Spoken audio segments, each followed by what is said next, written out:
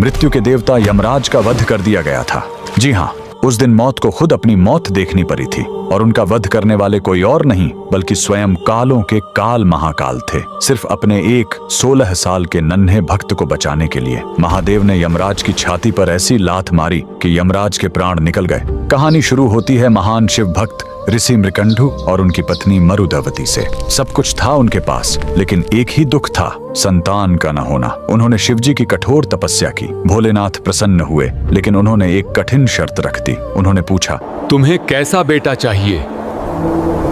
एक जो 100 साल जिए लेकिन मूर्ख हो, या एक ऐसा ज्ञानी बेटा जिसकी उम्र सिर्फ 16 साल हो? ऋषि ने पत्थर दिल करके कम उम्र वाला ज्ञानी बेटा चुना। घर में किलकारी गूंजी। बेटे का नाम रखा गया मार्कंडेय। मार्कंडेय बड़ा होने लगा, उसका तेज बढ़ता गया।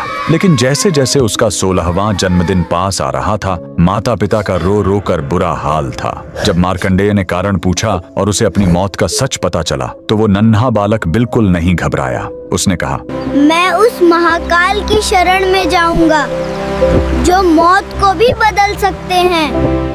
वह घर छोड़कर एक पवित्र और सुंदर नदी के किनारे आ गया।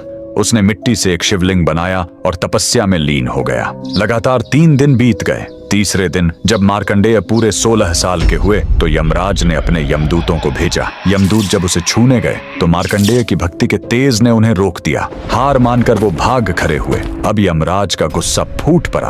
वो खुद अपना घातक काल पाश लेकर वहां आ पहुंचे और गरजे, बालक, तेरा समय पूरा हुआ। डरा हुआ मार्कंडेय शिवलिंग से लिपट गया। यमराज ने अपना फंदा फेंका, लेकिन यही उनसे सबसे बड़ी गलती हो गई। वो फंदा बालक के साथ साथ स्वयं शिवलिंग पर भी जा कसा। उन्होंने अनजाने में महाकाल को बांधने की कोशिश की थी। तभी जोरदार धमाका हुआ। शिवलिंग फटा और कालों के काल महाकाल प्रकट हुए। उन्होंने गरज कर कहा, मूर्ख, तूने मेरे भक्त पर वार करने की हिम्मत कैसे की?